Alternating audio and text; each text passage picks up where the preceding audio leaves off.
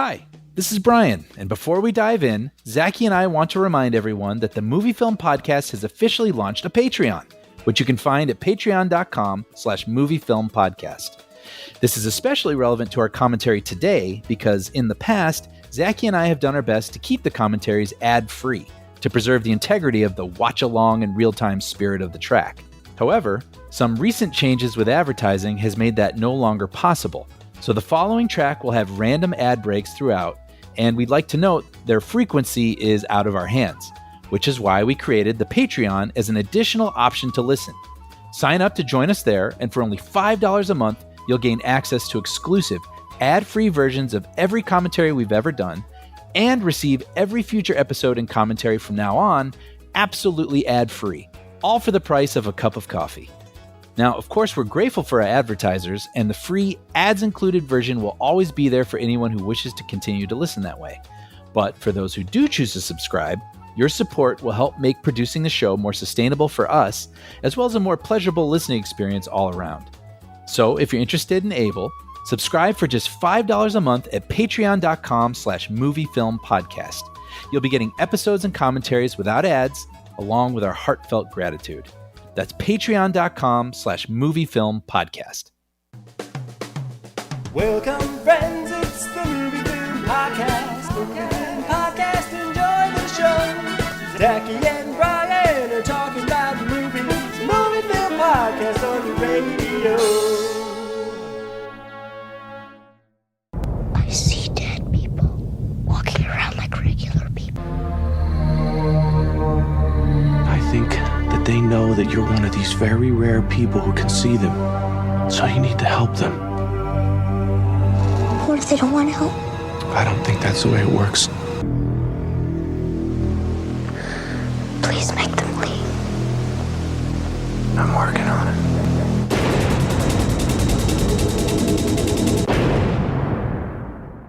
Welcome to a movie film commentary track. My name is Zachy Hassan. I'm here with Brian Hall. Hey, how's it going, Zachy? Hey, Brian, for as long as I've known you, I've often wondered if you're actually there or if you're just a dead person who only I can see. And you still wonder about this? I really do. Me? I mean, we're at dinner together, but technically, have I ever picked up the check?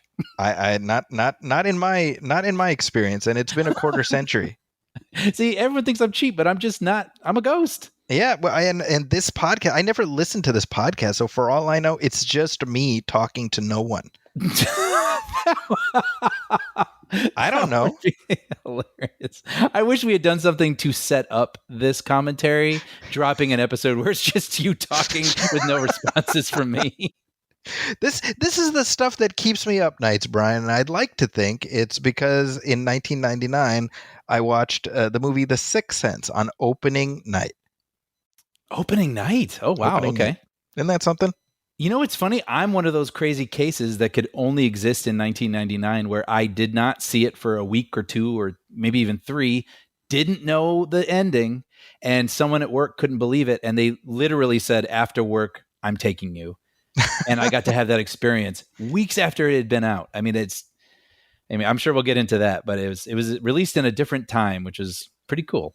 It really was. I mean, we've spent many a commentary this year reminiscing fondly about the cinema of 1999. Mm-hmm. Mm-hmm. And what we realize is, like, we've got our childhood affinity for 89, but 99 kind of special too, I got to say. Oh, man. I mean, there's literally a book written about it, right? Best movie year ever. That's true. And we had, Phantom Menace, Toy Story 2, Matrix, The Mummy, American Beauty, Magnolia, Fight Club, Office Space, Election, Blair Witch Project, Being John Malkovich. You know, it's on and on and on. Three Kings. And, of course, The Sixth Sense. Number 2 at the box office that year, behind Star Wars. Behind only The Phantom Menace, yeah. So quite an impressive feat right there. And so once we knew this was a quarter century anniversary, we were both kind of like, no, we got it. We got it, of course, right? Oh, man. I mean, I don't know if people know this, but I'm kind of a Shyamalan fan. Yeah. Kind of a Shyamalan defender over here. And so what a twist. But no one would have guessed that it'd be a twist in 1999 because, Man, did he come out of the gate hot. Well, he didn't come out of the really gate, actually. That's the thing. This isn't his first film, That's which we right. can get into. And I expect we shall. So with all of that said, we are watching 1999's The Sixth Sense for this episode. It's going to be a fun one. I am very excited to have this conversation, knowing what a big fan of this movie Brian is, and certainly I've seen it more than a few times thanks to screening it for my film classes. So this is going to be a fun discussion, I think. Awesome.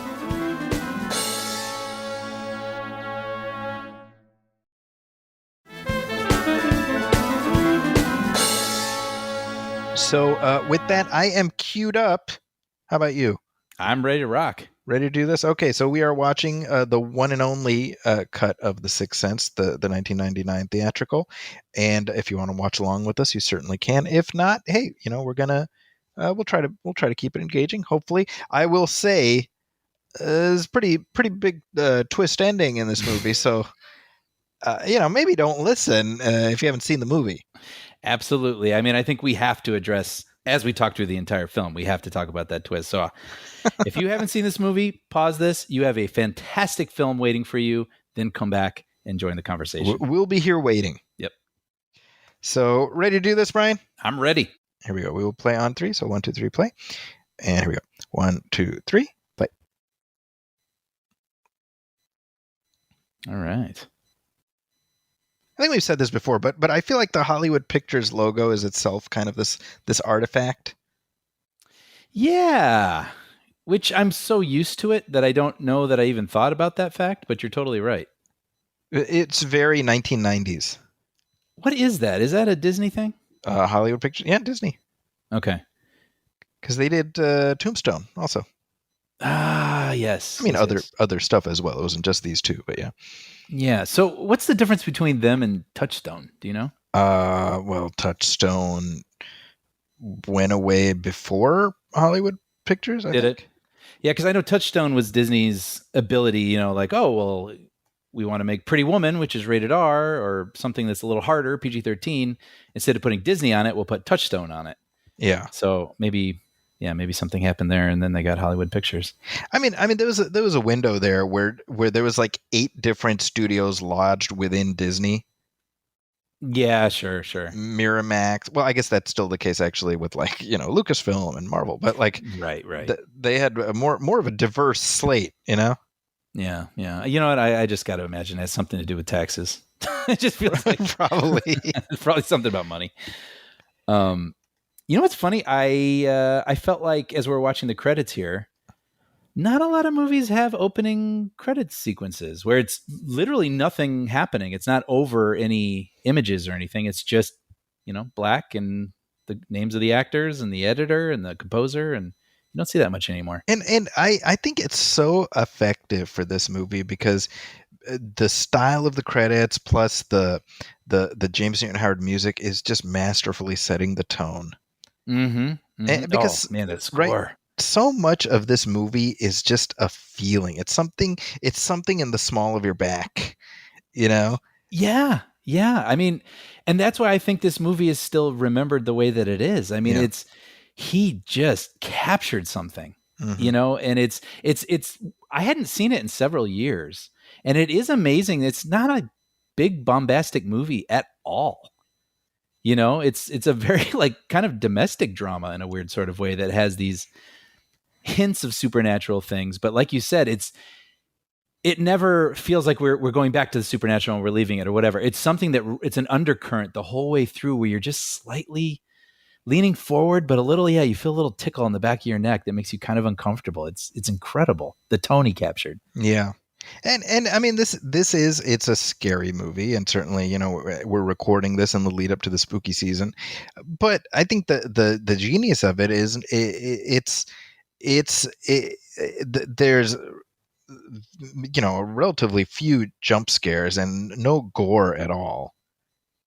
No. Right. No. And that's what he really captures is just the unease of being in an empty room and hearing something, or thinking you feel something behind you, so you run up the stairs. Yeah, doesn't that happen here with his wife? Yeah, I think there's a moment where she pauses and then she kind of shivers and then runs up the stairs. Amazing. Olivia Williams. Oh, she's great in this. She Yeah, underappreciated, I think, for how important she is in the movie. definitely. And of course, I think of her also with Rushmore, Wes Yeah, Anderson's that's right. I second forgot movie. about that. Yeah.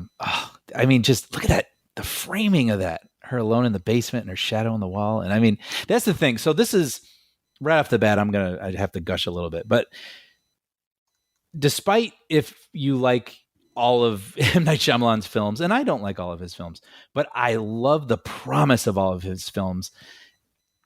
And besides that, just technically, he is a wonderful visual director. Mm-hmm. I mean, a lot of people in this moment, I know we can relate because we were in, film classes at the same time. There was, as we said, 1999 was a very important year, and a lot of people had their different directors that I think they were inspired by, like your Wes Andersons or whoever. I know I was hugely inspired by M. Night Shyamalan because a lot of the movies I did in college were all about the blocking and the slow sort of like moving the camera over here, which kind of revealed a thing, which then sort of revealed another thing. And I know Sixth Sense and Unbreakable were huge influences on me. And I feel like this movie especially is when he is at the height of his powers. Right. With that. Just even the dialogue, because the dialogue here with the whole Dr. Seuss thing, when you're drunk, you talk sort of like Dr. Seuss. It's funny because it's goofy, but it kind of works. But you can also sort of see the seeds of the thing that might not quite work in some of his later films that people would call him out for. Very much so. Yep. Right. Yeah, I was really taken with, I think people would say The Sixth Sense, Unbreakable, and Signs are his turkey, where he just completely nailed it. That's exactly my thought. I'm like, if that's your trilogy, hey, call it a career. Absolutely. I don't need anything else after that, honestly, after those three. But what I found fascinating thinking about them is I don't think they need any defending. I think people really love those movies, but you can sort of see the seeds of what was to come in sort of a way. I mean, this is the one where he nails like the tone and the twists and the whatever. And then Unbreakable becomes a little more over dramatic. Yep. And a little bit more indulgent in its filmmaking, even though I love it, but I would be like, okay, yeah, he lingers quite a while. He's very proud of that lingering, and then Signs sort of goes into the pulpiness a little bit more, right? Even though I think he masters it in that film, but you can see what would become Trap, or Old or something like that from Glass. Yeah. So anyway, as you can see, I think about Shyamalan a lot.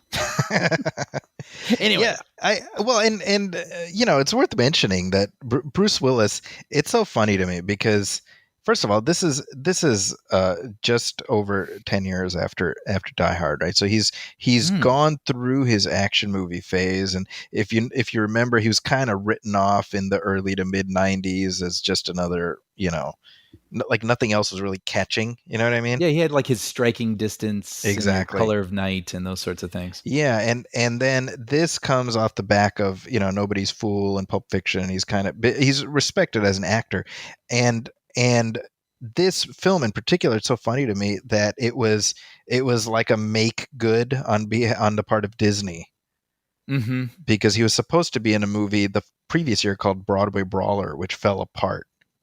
Because he fired the director, right? It was kind of on him. And so they're like, okay, well, how about this thing? And this is a movie that even the studio didn't really have much faith in. It's amazing. It really is. And by the way, Donnie Wahlberg, I had no idea that was him. No. When I saw the movie the first time. No. And yeah, like I think that's the reason this movie worked as well as it did, is because it was benefiting from not even low expectations. I would say no expectations.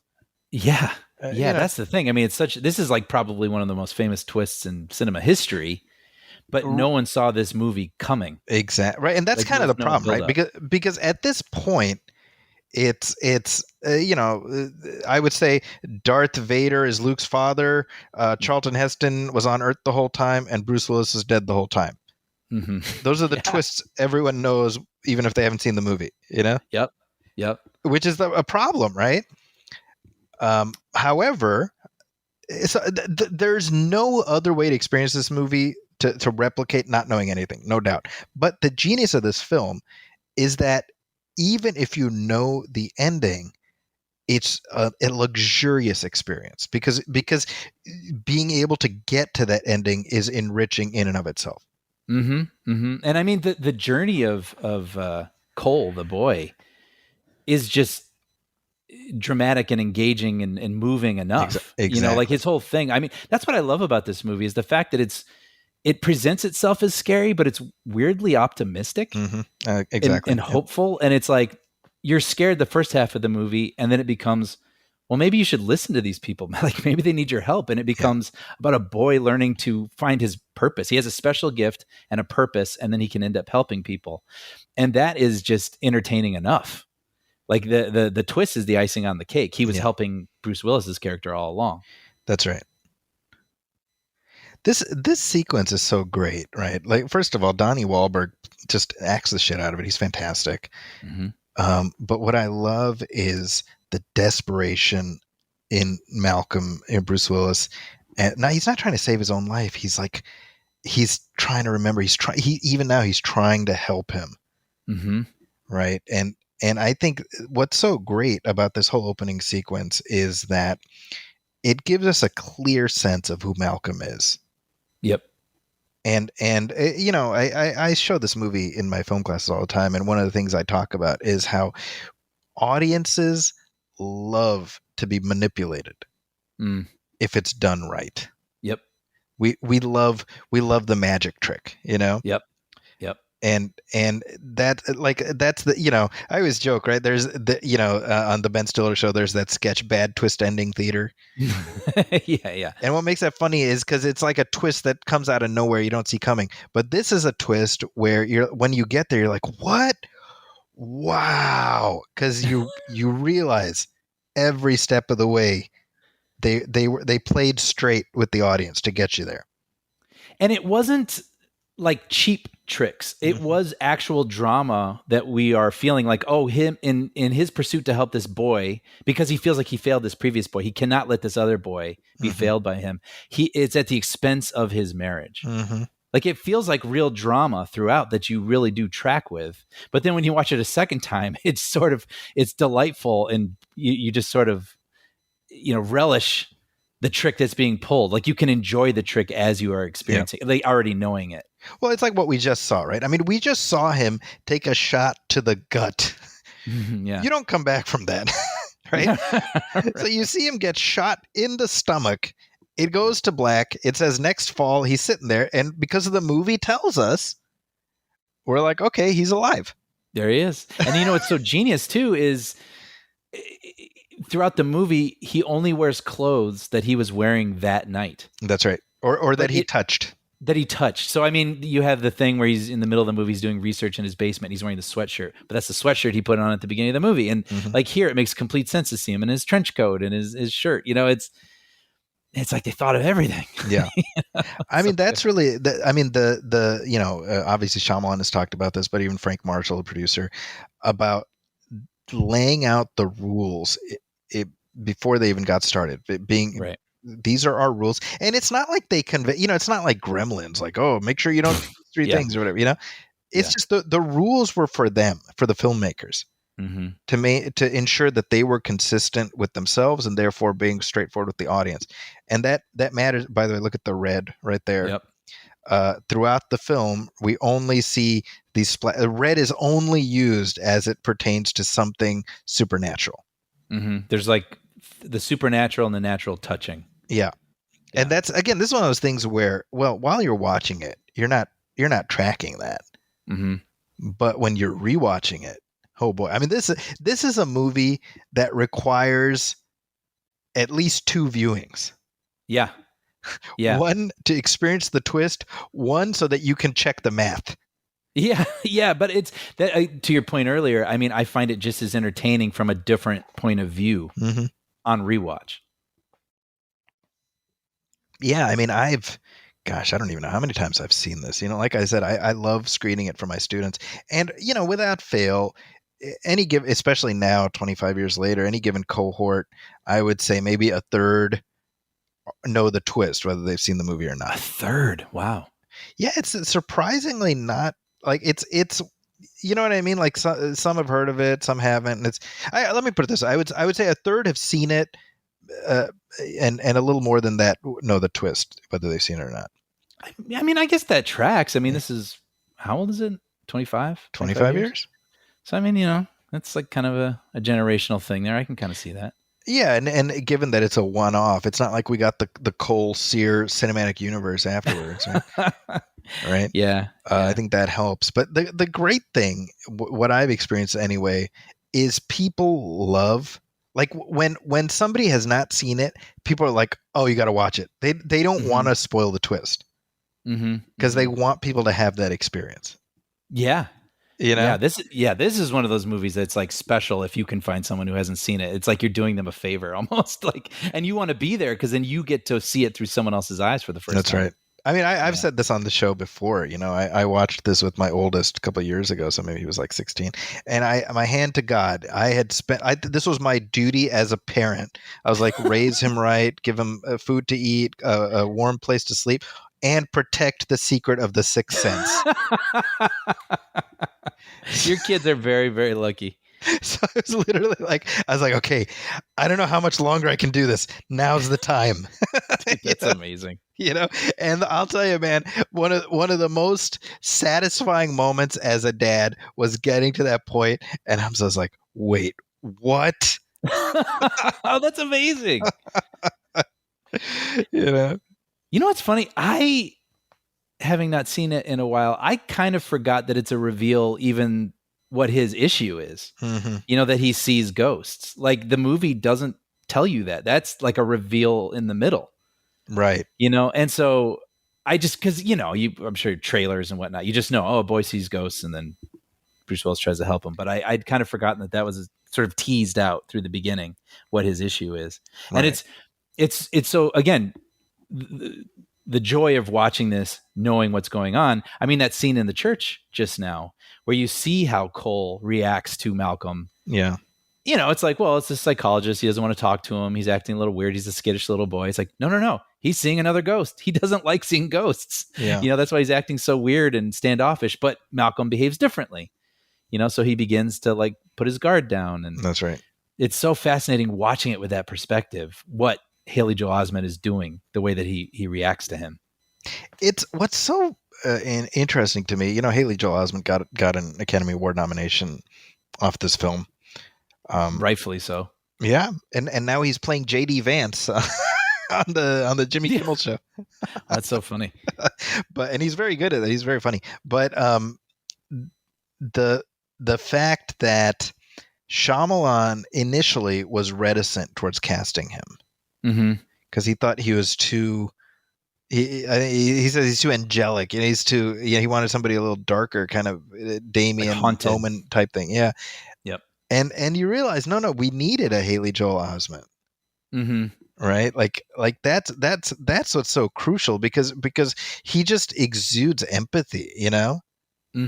Like this is I talk about this all the time. You hear me, dumb kid syndrome in movies. I don't like kids that are too precocious or that are too like screen kids. Oh no, yeah, absolutely. And I think that it's very obvious why Haley Joel Osment got an Oscar nomination off of this because he plays it with such it's just very natural. Yeah. I actually watched this with Federica, and she had never seen it before. She'd never seen it. No, she knew the twist. She knew the twist. Okay. Yeah. And so she was watching it though. And then halfway through she was squirming and whatever, but it was because of what what Cole was going through. She just couldn't take what this poor boy was enduring, Wow. Just running into his room and, trying to hide in this little tent. Like, she's like, I can't take it.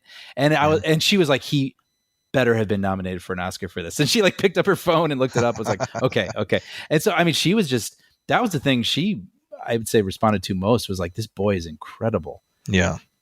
Yeah. He's one of a kind. He's one of those once in a generation child actors.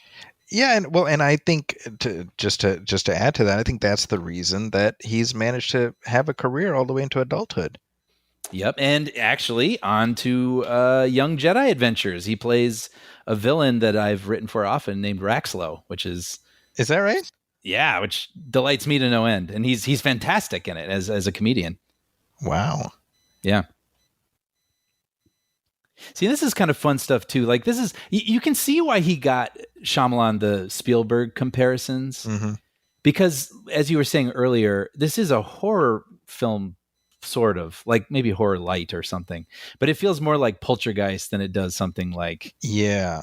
I don't know. So like you said, it's not a gore fest. It's like a mother going into a room, seeing her child, leaving, coming back, and all the cabinets are open. And it's like, ugh, that makes me feel unease, but it's not, Right. I don't know. Yeah, it's not gory. and I like that. And that's something that could easily have a wide appeal. Yeah. Sort of like, and that's what Spielberg sort of does. He has little horror elements in his movies too, but they don't put an audience off. They just, make them more invested or intrigued in what's going on. Yeah. Yeah. By the way, Toni Collette, she's 25 in this movie. What? Yeah. Okay. I can't process that, No, it's that weird phenomenon we talk about when you're younger than that person when you watch the movie. So they always feel older than you, even though you are far older than them now. That's right. Wow. And she's incredible in this. She's great. Yeah. I mean, this is the first time I saw her. I would imagine it was the first time a lot of people saw her. Yeah. And kind of the same deal. I mean, she's had quite a career, Yeah, she was nominated for this. So I mean, this movie was nominated for 6 Academy Awards: Best Picture, Best Director, Best Original Screenplay, Best Supporting Actor for Haley Joel Osment, and Best Supporting Actress Toni Collette, and for editing. Not too shabby. Did it take anything home? I don't think it did. Yeah, because that year we had to honor American effing Beauty. Yeah, I mean that year was strangely stacked, but and another sort of fact I saw was Shyamalan was the 6th person, at least as of 2023, to be nominated for Best Director before the age of 30. Amazing. Yeah. Wow, that is a short list. Yeah, it's John Singleton, Boys in the Hood, Kenneth Branagh, Henry V, George Lucas, American Graffiti, Claude Lelouch, A Man and a Woman, and Orson Welles' Citizen Kane. Wow. And none of them won. Not a bad cadre to be included with. Mm-hmm. I love this so much where, I mean, again, it's all right there in front of you. Lynn and Malcolm were not talking. Yep. But we see this is we are willing clay in the hands of the filmmaker. Yep. And so it's all about misdirection and so we just take it at face value, I mean, complete in the wrong hands that might not have worked, but it just sort of looked like they had probably already talked for an hour and Cole is late and now they're just sitting in silence waiting for him. I mean, the execution is brilliant. And by the way, this little moment between him and his mom totally choked me up. Oh yeah. They both don't have the lives they wish they had. So they play this game where like, what'd you do today? And they get to make up the day they wish they had. Yeah. Incredible way to endear you to both of them, get you on their side. What's great about this scene here is we as the audience are like, oh, here's the child psychologist trying to make a connection with the kid. Mm-hmm. But what's actually happening is it's the kid trying to figure out, what does this ghost want? Yes. Like, damn it, he's in my living room. Right. Yeah. But it's weird because like the other ones have like bullet holes in the back of their heads or they're puking on them. And this one's like, hey, want to play a game? Well, but as far as Cole is concerned, he probably does have a gaping bullet hole. Yes. What's he missing? Right. Yeah. What's he not seeing here? But remember, because they only see what they want to see. Mm-hmm. Mm-hmm. Right. So all of the ghosts Cole sees, they are bearing the scars of whatever. Right. So that means Malcolm has that gut shot bleeding out. Yes, which they reveal at the end. I forgot about that you see the blood on the shirt. Right. Yeah. But Malcolm doesn't see it because he only sees what he wants to see. And what's so cute about it, again, realizing that this is a ghost he's unsure about, when Bruce Willis later does that trick with the penny, and then you see Cole do the trick with the penny to a friend. Yep. It's like this little game a ghost did to him that he actually thought was amusing, so he tried to do it to someone else. But this is the thing too, where Shyamalan, I think this is where he is masterful at it, and in other movies it might not.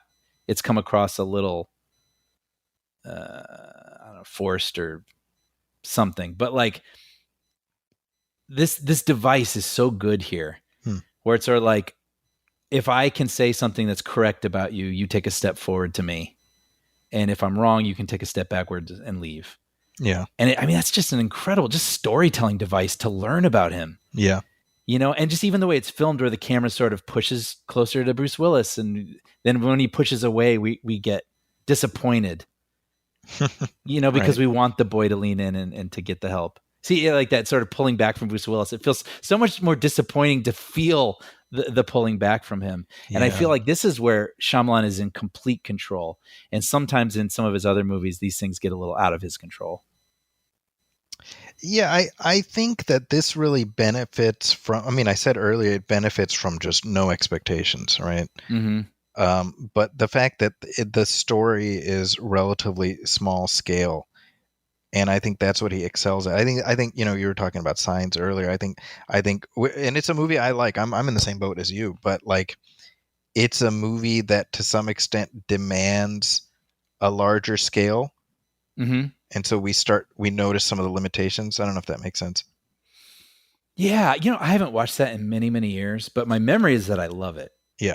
And I love it. It's funny because I agree with what you're saying. And at the same time, I do love that it isn't about a city being taken over. Mm-hmm. It's about a family and a house dealing with this. And so in my mind, it's small scale, but I sort of see what you're saying. Because the visual effects, I mean, you just see the alien maybe like 3 times. Yeah, if that. I would say like twice. Yeah. And to my mind, it has more impact that way. I mean, you think of that video of that birthday party, and you just see it in the alley, and you're like, oh. Everyone crapped their pants at the same time during that scene. Yeah. It's just, again, going back to the thing that this was just completely unexpected. This came out in August after all the big movies had come out. Yeah. And then this became a complete surprise hit, got all its Academy Award nominations. It surpassed Jaws as the highest grossing horror film of all time. And it held that record for 20 years until It passed it. And it also, another interesting fact was it was the second film in history to gross over 20 million domestically every week for 6 consecutive weeks after Titanic. That's amazing. So it's like Titanic. Watch this real quick. Look at this. He doesn't move the chair. Yes. I mean, you know, this is what I'm talking about, right? You pay attention to the detail. The chair does not move at all. It's slightly out. He sits in it. Yep. He doesn't impact the environment at all, and you're not even tracking that. Yep. Yep. And it's like it looks like she's looking at him, but she keeps looking away because you think she's upset. Yep. He missed dinner. But it's like she's really just mourning him. I do love Nate Bargatze, the stand-up comedian, has that great routine where he's talking about the Sixth Sense, and he's like, we see the guy get shot in the first scene. Like, is it a twist that he's dead? Yeah, but you see him get shot in the stomach. But the whole movie, you're just like, oh man, that's marriage, man. It's easier to believe that his wife won't talk to him for a year. That's right. He's like, that's marriage, man. You got shot, it's still your fault. It's so funny. That was, in fact, that was the very first routine I ever saw from Nate Bargatze. Oh, really? Yeah. That right there, so perfect. Yes. And then the goodbye, Malcolm. Yeah, it sounds like happy anniversary. Oh, happy anniversary. Yeah, that's later. It could be sarcastic, but we know that it's actually pain. Uh-huh. Yeah, I think, you know, you watch this film and you know, we're watching this in the context of Bruce Willis at this point. I mean, he's nonverbal, you know? I mean, it's just, we're never going to get another Bruce Willis performance, right? Right. So you sort of take stock of his career and his legacy, and obviously Die Hard is going to have an outsized role in his filmography, right? Mm-hmm. Understandably, John McClane is one of the greatest movie characters of all time. Right. And yet I would offer that The Sixth Sense is in the very, very top tier of Bruce Willis performances. Absolutely. You Yeah. know? Yeah. And it's funny that it was something that he did almost out of obligation. I know that's that's what's he ended up working with Shyamalan 2 more times, so they definitely formed a bond. Mm-hmm.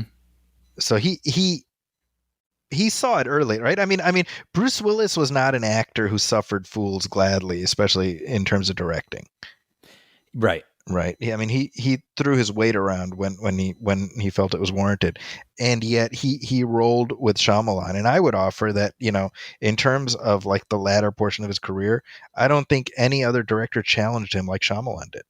See, and that's what I find so fascinating about this, because this is absolutely a Shyamalan vision, his voice. I mean, just the shots, the way that they're acting, the way that they speak, and they're delivering his lines. And it's amazing that up to this point, Shyamalan had made 2 movies, and he had one that was he made as a film student. That was called Praying with Anger. I don't even think it's available anywhere. And then another one called Wide Awake that he did with Miramax that apparently Weinstein kind of butchered. That's right. I don't know if it would have ever caught on anyway, but it was a drama about a 10-year-old Catholic schoolboy who searches for God after the death of his grandfather, and it starred Rosie O'Donnell, and just complete, didn't make a mark at all. Came and went. And so he, in his own words, he said he knew he had to do something, like he was going to lose his opportunities. And so he just worked his ass off on this script, making it the best it possibly could. And it's just amazing with the only 2 films that he has to stand on, that he can get a deal where it's like, okay, well, if, I sell this script, I direct it. And you get someone like Bruce Willis, and he's like, I get to direct it my way. Right. Yeah.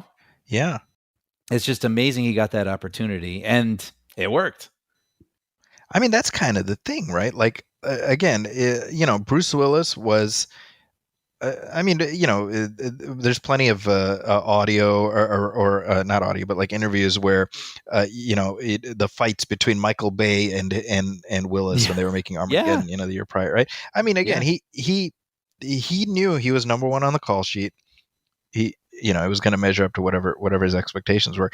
And Shyamalan, who's, again, he's in his 20s, and he comes in with such a clear vision. Yep. It's remarkable, Yep. And maybe that's the thing that actors respect. When they have some sort of question and someone's like, well, I don't know, let's think about that. Like, da, da, da, da, da. Or, versus that, it's someone who's like, well, here, it's like this, and here's why. Yeah. And this is why it works. And if we don't do this, the whole thing collapses.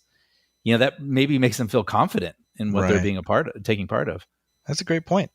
Yeah. We saw that sort of spirit photography thing. I'd forgotten about that, where she looks at the pictures of Cole on the wall and sees these sort of flares next to him his whole life. Speaking of, I worked for an executive at New Regency Productions on a movie called Shutter, which is entirely about spirit photography. Plug. Will you lose respect for me if I tell you I've never seen Shutter? Not at all. Not at all. Although I will say, me and my friends Chad and Anna are in that movie because they shot it over in Japan, and they needed pictures to Photoshop and put the spirits into. And so they're like, quick, just take like a bunch of pictures around the office. So I took pictures of myself. I took pictures of me and Chad. I took pictures of me and Anna. That's hilarious. They're all in the movie. He's such a cute little boy too. I love when he's doing like little boy stuff. Yeah. Because that's the other thing too. When you talk about precociousness, there's also the wise beyond their years child, and that can also be a little unrealistic and kind of grating. Well, like Stewie, you don't want him to be Stewie. That's funny. Well, by the way, so I mentioned Shyamalan's first 2 movies, but I didn't mention the screenplays that he had also contributed to. Yeah. One being Stuart Little.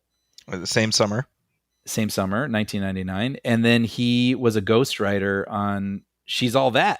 That's right. Which we just did our commentary for a few months ago. Yep. He introduced the world to Freddie Prinze Jr. doing hacky sack. And by the way, I think on that commentary we said that scene feels so Shyamalan. That's right. That's sort of, it's like kind of cringe. It's kind of brilliant at the same time. Yep. Yep. If not for Night, we wouldn't have. Am I a bet? Am I a effing bet? Yeah. And the world would be poorer for it. Agreed. Zachy, I've never agreed with you more. See, this is incredible too. I mean, these are like the choices, right? Like hearing, like if you're hearing your wife talk to another man in a way that makes you feel slightly uncomfortable, Mm-hmm.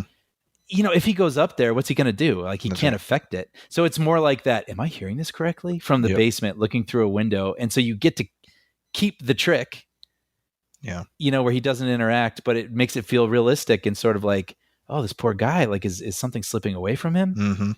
How does he feel about this? Well, and the genius of it is, you know, when you watch a film, you are naturally going to place yourself in the shoes of the protagonist. Yes. And so you're going to view the world the way they do, Mm-hmm. right? And this comes into play in films like, The Godfather, where you're on the side of Michael Corleone, even as he becomes a worse and worse person, right? Mm-hmm. That's the manipulation of the film. Where this, it's again, it lays it out right there. You only see what you want to see. Well, that's how we are. We don't want to be dead. Yep. We're a child psychologist. Yep. Speaking of that, by the way, did you read about the different versions of this movie, like through the different drafts? No. So what was kind of interesting was he had an idea, and it was basically, let's see what it was. This is from his own words. He says, The Sixth Sense started out as a serial killer movie. Wow. Said Malcolm was a crime scene photographer, and a burnt out one at that, and not a great dad. He said, so there's a parents' day at school, and the parents are in the classrooms looking at artwork, and his kid is there. And Malcolm is outside smoking in a non-smoking hallway. He's staring at a wall of these kids' drawings, and suddenly his attention becomes focused, and he walks toward the wall and stops smoking. More and more we get focused on this one particular drawing, a crayon drawing.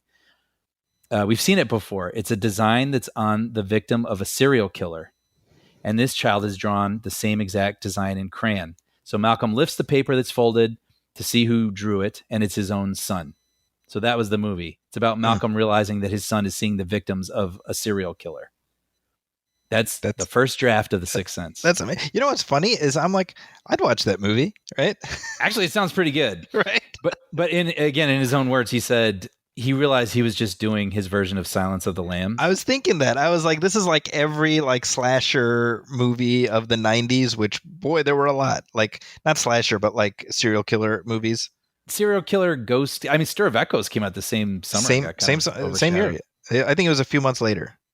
Yeah, and so yeah, I mean, not a bad premise, but it's just amazing. It's inspiring to me as a writer, like to know that even these movies that you look up to and you think are brilliant, it's like this didn't just come out magically. You know what I mean?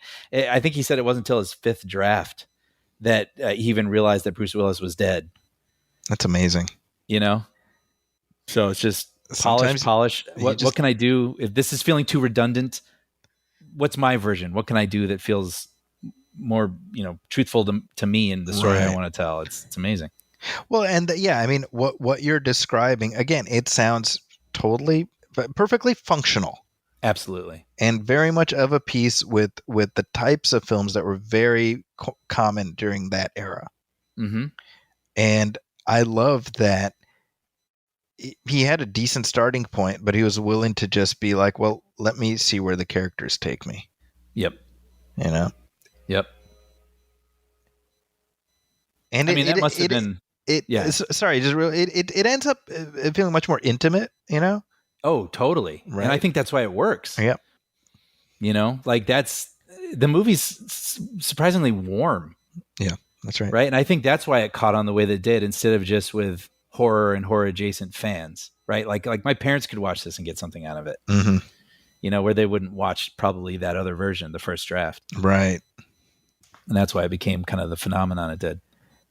Yeah. So I mentioned at the top of this conversation, I saw it opening night. Yep. I should say that I had not planned to watch it. Okay. So this was in the Chicago suburbs, and it was me, it was Paul Shirey, and a couple other folks, and we went to the AMC, in Warrenville, and our plan was to go see Mystery Men, which also Mystery Men. that opened that Wow. night also. Wow. Okay. So that was the plan. And bear in mind, this is 25 years ago. This is before you would book your seats in advance and stuff. And Yeah, you so had to we show got up. there. It was sold out. Yep. And so we're all at the theater. And it's like, well, we can go do something else, or we can go see this other thing, The Sixth Sense, that also opened today. And there's plenty of room. Mm-hmm. And so you talk about, and I hadn't seen a trailer. I hadn't seen anything. I knew the title. That's it. Mm-hmm. So you talk about the perfect scenario under which to watch this movie. Absolutely. Right? Because I always tell people, I'm like, if you say The Sixth Sense and you're like, oh, you got to see, there's a great twist. It's like you're kind of ruining the movie. Yeah. Yeah. I mean, that's the thing. I was trying to say, I guess there's a shot, I'll skip ahead a little bit, but there's a shot where when Cole is saying, I see dead people, Yep. and it cuts right to Bruce Willis and slowly pushes on his face. Mhm. The filmmakers were worried, like, dude, we are giving it away. I know. and it's funny because Federica even was like, you didn't know? And I was like, no, nobody knew. Right. Like, it's just, it would be really hard being in the edit bay, being like, what can we walk up to? Right. So you will smile the second time you watch it, but we are not tipping it the first time you watch it. Right. And so, and what you were talking about, I also was saying to her, it's incredible because if it came out now, I'd be reading an article on Friday. You won't believe the twist. Yep. Or how they pulled off that twist. Exactly. Right. And you're like, okay, well, there is a twist. Yeah. And if not Friday, at least Sunday or something. Yep. And so it's like you go in like, all right, well, I'm here for the twist. And like I said, I saw it probably in its second or third week and had no idea.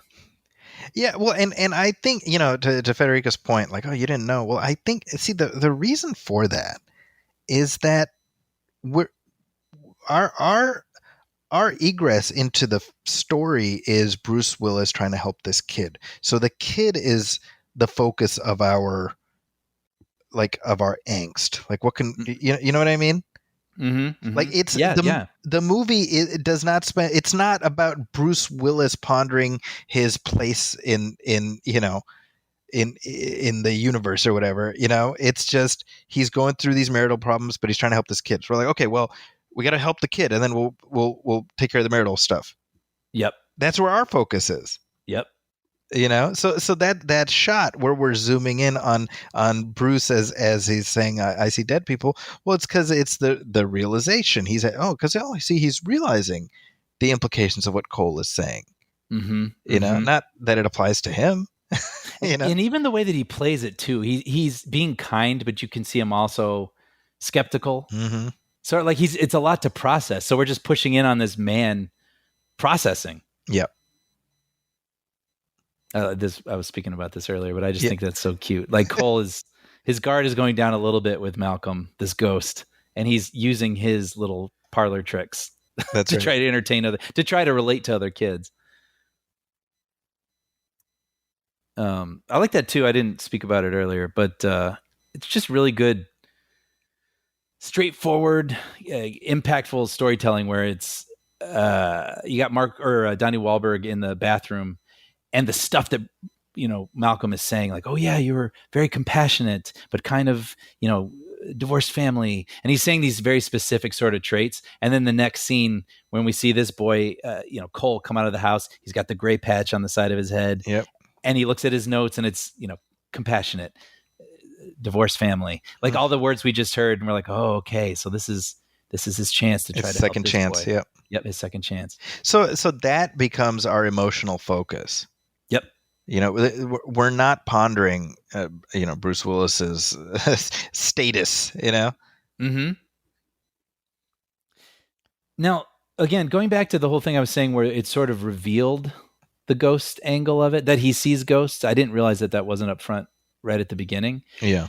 And this is the first moment we're actually kind of getting that, right? Because he goes up to that, I don't know what do you even call that, not a crawl space, but we're hearing like the what attic. sounds like, yeah, like what sounds like someone from a different era, Yeah. like their voice. We don't see them, of course, but we're hearing their voice here, Right. kind of getting our first taste of what the heck is that? Yeah. Yeah, because there's the scene earlier where all the drawers and cupboards are open, and we're meant to be like, That's okay, true, well, right? did the ghost do that? Did he do it? We don't know, right? Right. That's right. That's right. And this is the first time that we're getting his perspective of like he's clearly hearing something. Mm-hmm. Right. You're right. This kid who plays Tommy Tomasino, that's Trevor Morgan. He's in a bunch of stuff. He's in Jurassic Park 3. You know, he's the kid on the island. Oh, okay. Yeah, he's also one of the sons in The Patriot. Oh, wow. Yeah. Haven't seen that in a while. He's good. I mean, he's a good douchebag. dick. Yeah. You know. And it's so funny they even give him a little business, that it's not just he's this jerk, but he's this little child actor. I know, that's and I love the commercial that they show later in the film. Yeah, it's just a little extra texture. That's kind of fun. And so don't they say something? I can't remember. There's some sort of rule where it's like if a ghost gets worked up enough, they can affect the real world. I mean, we see Bruce Willis or Malcolm pound a window at some point and he cracks it. That's right. And so in these instances, I mean, I don't know what's going on with this guy in here, but we do see scratches and bruises on Cole. Yeah. And whether or not the ghosts are attempting to harm them, they are agitated. That's and right. Because they're so worked up, they are able to actually physically affect him. That's right. Yeah. Which is what explains, certain things that like the drawers and cupboards being open. Right. Although I wonder about the ghost of his grandma taking the brooch. Like what wonder about? What's the emotional state leading to that? Yeah. Yes. Right. Agreed. It's nice because it allows that conversation at the end, but I don't know why she would do that. That's right.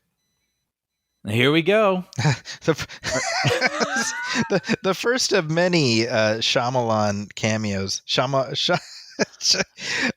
Shyamalan vision, Yep. I mean, he would put himself in increasingly important roles throughout his films. People have different feelings about that. I feel like this one's not too bad.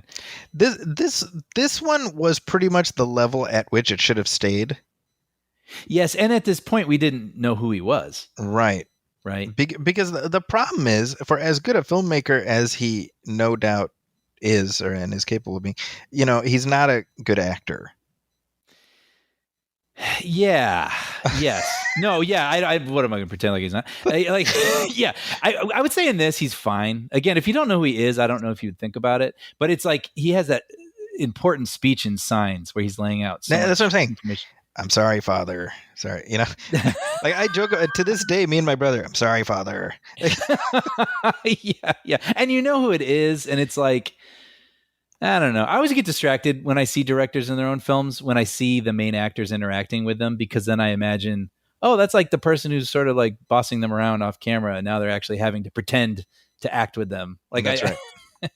I mean, when they're in the background holding a newspaper or something is one thing, but I don't know. Yeah, well, and by the time we get to Lady in the Water and he's like the most important writer who ever existed or whatever, I'm like, bro, come on. I know. I mean, come on, man. You're kind of walking into the critiques at this point, Yeah. All right, so this is iconic, obviously. But see, it's also how Bruce Willis is playing this. Like his life is falling apart. He desperately wants to help this kid, and his marriage is falling apart. He looks weary here. Yeah. So when you do get that shot pushing in on him with that reveal, we know there's a lot going on with him. Right. So that's, like you said, our focus is on the boy, and we're not thinking about any sort of supernatural business with him. I mean, look at his eyes look so tired. I think what this really is a masterclass in demonstrating the kinds of twists that hold up. Yeah, sure. Right. And again, let's go back to that top three, right? Like, going into The Empire Strikes Back knowing that Darth Vader is Luke's father does nothing to ruin the experience of that film. Mm-hmm. It enriches it. Same thing with Planet of the Apes. Mm-hmm. Mm-hmm. Right? Like it's a great, it makes for a great moment, but within the film it feels emotionally truthful, all of those. Yep. And that's why we like them. That's why we glom onto them. Yep. And then he's said so much, Shyamalan, that he felt at least that people were not depending on him, but expecting him to have some sort of twist. So he felt like he had to keep putting them in, but he also had to, find different ways to misdirect, and then it led to things that didn't feel truthful to the story, like you're saying. And then it was just sort of like this, okay, what's it going to be this time? I think that's kind of the problem it's just, he came out the chute, and granted, this is not out the chute, but basically he came out the chute with this at such a high level that he had to compete with the instant mystique. Yep. Right. And so I think what might have been a better idea is to never do a twist ending again. Uh-huh. Sure. Right. But once he did it with Unbreakable, yes, it sort of it became baked in. Yep. Yep. You're so right. Maybe with not his second movie, but the movie after this one. Yeah. No twist. Yeah. And then if you've got one that's worth it, then go for it again, but people won't be expecting it. Right. Because certainly and I wouldn't even consider Signs as necessarily having a twist ending per se. Not really. Right. I don't think so either. It's sort of everything means something kind of an ending where it's like all the details from the film add up to something. Yeah. But yeah, not exactly a twist. But the village, in my opinion, was like comically inept in terms of how that twist revealed itself. I was working real quick, actually. Just we have to acknowledge look at that. Look at look at how both of them play this scene. Yep. See, he's concerned. I would have never. No, if I didn't know the twist, I would have never. Absolutely not. It here. No. Yeah. That's exactly my point. He's playing it like, are you for real? Like, we're not like, because he's dead. See. Yep. He's just and I love that the filmmakers were cognizant and worried. Mm-hmm. Because that shows how thoroughly they thought through this. But if you go into this with no knowledge, there's no way you land at, oh, Bruce Willis is dead. Yep. I don't think so. Yeah. Anyway, sorry, you were saying. No. I'm just kind of. This is just such iconic. I don't know, just seeing him under that red blanket, and he looks so haunted. And this is where, again, Federica was squirming. She was just feeling so bad for this tortured child. She almost couldn't take it. And again, I think that's why the movie works. It's not about the scares. It's about the people. Any other kid. Just I see dead people, the way he whispers it, it's just this poor child. Look at his face. It's you just want to hug him. I just saw, Conan used to do the Walker Texas Ranger. Yes. So I just saw a clip the other day on YouTube where it's Haley Joel Osment is in it, and this guy with he's Haley Joel standing next to Chuck Norris, and this guy's like, "How you doing, little fella?" or something like that, and he's like, "Walker just told me I have AIDS." Yes, and then just boom, cut back to Conan, like, what?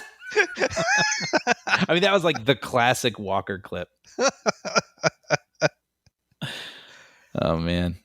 Well, speaking of how amazing he is in that scene, Haley Joel Osment, did you read that Michael Cera auditioned for this? Yeah. What does that look like? Isn't that amazing? He said it was the first film he had ever auditioned for, and it was with the magic trick scene.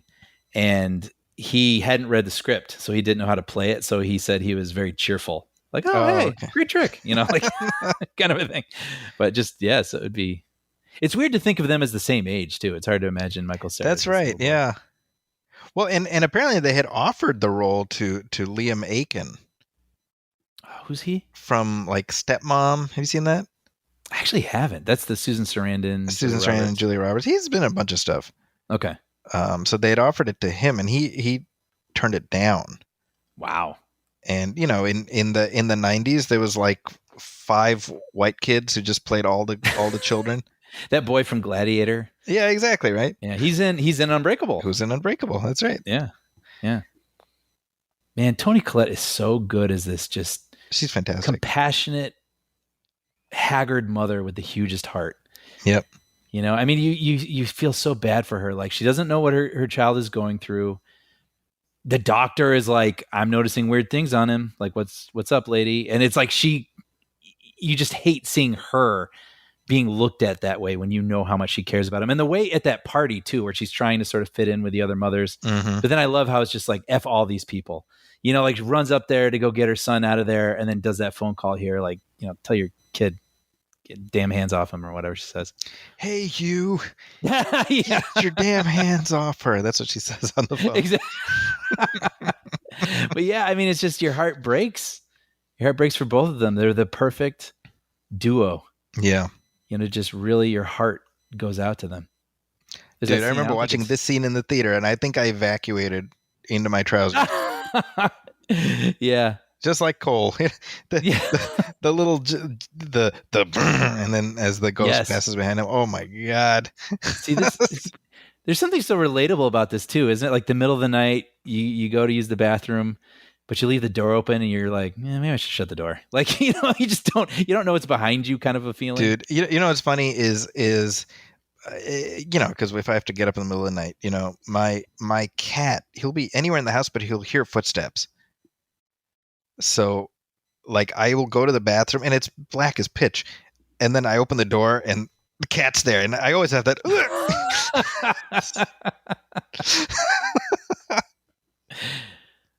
But you know what I love also?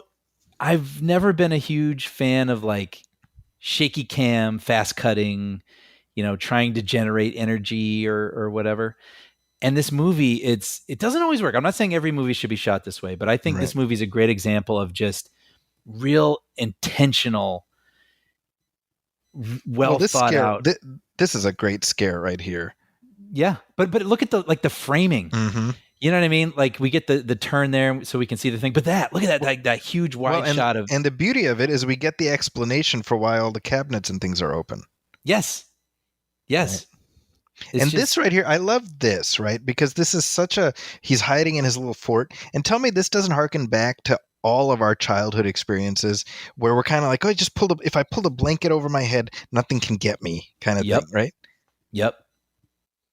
Yeah, good point. He really tapped into those universal feelings. I mean, yeah, this is one of those movies that almost you're surprised it wasn't his first movie because it's bursting with so many ideas that you think it's one of those things that someone worked on for 10 years or something. Yeah. Well, if he had worked on it any longer, it would have been a megalopolis. So I guess you know, that's the other side of it, right? Where you do work on it for too long and then it becomes something that, too filled with ideas, but not anything to say. That's right. So you know, I love it. Just the two of them walking down this. They're buds now. I love it's so adorable. Again, knowing that he's this ghost that he can kind of trust and engage with. And it's a great shot that long shot of them because you really frame them within this really, you know, archaic building. Mm-hmm. And that gets to what I wanted to point out also is shooting it in Philadelphia. Yeah. There's this kind of working class reality to it. Yeah. You know, it's constantly overcast and stuff, and there's something kind of gritty. That's a good point. You know, and you have the shots of those statues earlier where the sun is rising on them. It just sets a mood. It's a great shot right here. Jeez, so good. Freaking creepy. And this is his existence. Yeah. You know, he can't even walk through the school without seeing people hung. What's great is, again, in that earlier scene with Cole in the hospital bed, he's laying out the rules. They only see what they want to see. Mm-hmm. They don't see each other. Right? It's all right there. Yep. You know, like, because that's, again, what I said before. It's like you watch it the second time to be like, okay, did he screw up? Yep. You know, did he break them? But no. It's funny too, this shot, it's so simple. I think of this as an iconic shot. Like this is a shot I think of associated with this movie. This is It's like so- a film school textbook shot, like this shot in particular. It's so simple, Yeah. but it's calibrated perfectly. Like you have that sort of angular sort of thing going back to where we know the ghosts are. We can't see them. He can. He's got his head turned away from them because he doesn't want to see them. Yeah. But Bruce Willis doesn't see them facing toward him. I mean, this is just Well, and I think just in terms, you talk about the camera slowly dolling in. Yep. We don't even perceive it really, right? But it really highlights the value of a two shot where you let the performance exist within the frame of both. So it's not being the timing isn't being manipulated by editing. You're seeing the performance in real time. Yep. You're seeing two people interacting in real time. Yeah. Yeah. You know. Yeah, I mean that's again. I'm a fan for life. I've some of the journeys I can go on with him, some I can't. But I've never been disappointed with the production value. Or production value is the wrong word, but just the execution. Like he is just he's a brilliant director. He's a brilliant director, and I feel like he puts a lot of thought into his camera work as a narrator, and that's something I'm always going to just gobble up. Yeah. I think we were talking about signs, and I remember very distinctly that summer. It was real quick. This is one of my favorite parts of the whole movie. So beautiful, sad, heartwarming. Like this is a scene that could very easily have been a deleted scene that you watch on the DVD. Yep. Right. Yep. And it's just Cole in the shopping cart. Lynn is pushing him, and it's like he's flying. And I the look on his face right there, the way they look at each other, isn't that great? Yeah. This is one of those things where if someone told me to cut it, I'd walk. Right? Yep. You're like, nope. The movie's not the same without it. This commercial cracks me up. Yeah. And the way that he throws the thing at the TV. It's so funny because this kid thinks he's such hot shit. Right. And he's so bad, right? Yeah. That's so funny. That's so good. Yeah, and then he it's so funny. I love that the mom doesn't acknowledge it. Right? No, but I was saying earlier, the summer that Signs came out was when Shyamalan's on the cover of Newsweek, and it says the next Spielberg. Yep. And I remember seeing that. I remember seeing that cover and being like, "Oh, that's not good." Right. I remember having that reaction when I saw it as a fan of the guy's work. Mm-hmm. I was like, man, why? Like if I was him, I would have been like, please don't say that. Yeah, because there's nowhere to go but down. Yeah. You know what I mean? You're not going to make E.T. You're not going to make Raiders of the Lost Ark, and that's okay. You don't have to. But you do not want to be constantly compared to that person because you will exactly not. You aren't that person. That's okay. You celebrate that you're not. The I mean same person. that's the funny thing is that they're really not that similar in terms of their stylistic approaches. I would say this movie is the closest where you could even catch a whiff and go, oh, this reminds me of Spielberg certain sensibilities. Yeah, I agree with that. But that's about it. But this is the kind of stuff I'm talking about. I was really hugely influenced by this conversation. It never cuts, but it is reframing itself. And it's like slowly going back and forth between the two of them as it's slowly dollying in. I really love it. And this is such a heartbreaking scene because it's his mom and he's trying to be truthful to her. He doesn't want to lie. That's right. From her point of view, how the heck could that pendant have moved and it not been him? Who else would it have been? I mean, it's such a frustrating, brilliant scene. Right. Because they will never be able to understand in this moment. But they're both being truthful. What's so interesting about the world that this film creates is it sort of it reframes our what inevitably happens to us as adults, where we say, well, that can't be, that wouldn't happen, like just in life, Yep. And yet when you're a kid, your mind is able to encompass things that are fantastical. Yep. Right. And I love how the movie is essentially like, no, we're the ones who are wrong for saying that can't happen. Yep. You know what I mean? Yeah, I love that. And that feels very Spielberg-esque. Yep. You run a real risk when you do a shot like this also, because they both have to be delivering their best performances in Yep. such an important emotional scene. Yep. Oh, this is so good. This is one of my favorite ghosts. Oh, dude, it scared the crap out of me. I remember that. A kid in different era clothing, Yep. out of focus, walking. And then this is it's dark, but I mean, just so, Yeah. hey, wants my dad's gun. No, Ugh. and think about being Cole, and every day of your life you're seeing this. Yeah. Like, And you know he's what I just mean? been through this thing with his mom. Yep. Just, he's not this safe is so anywhere. great. I love this right here, where he's just like, can I, if you're not mad, can I sleep with you? Yeah. I'm not talking because I'm about to get choked up. It's so sad. Because they just, again, I mean, this is a brilliant whole entire sequence. They've just been through this impasse. You know what I mean? And he's a boy and he's seen this horrifying thing. He still needs his mama, and his mama is still there for him. Yeah. Yeah. The whole little thing they give her to repeat, look at my face. Yeah. Oh, I love that. It's good stuff. Here you go. This sort of Philadelphia. Yeah. I mean, there's just something real, like lived in, in terms of shooting it there, Yeah. I miss when it was Chicago. Feels like when we were growing up, so many movies were filmed in Chicago. Mm-hmm. That was really fun, and it gave it that same effect. I feel, Ferris Bueller being a Chicago suburbs kid versus being like in L.A. or something. It would just be a different movie. And yet, that's what that TV series did. Did they move him to L.A.? It was in L.A. Yeah.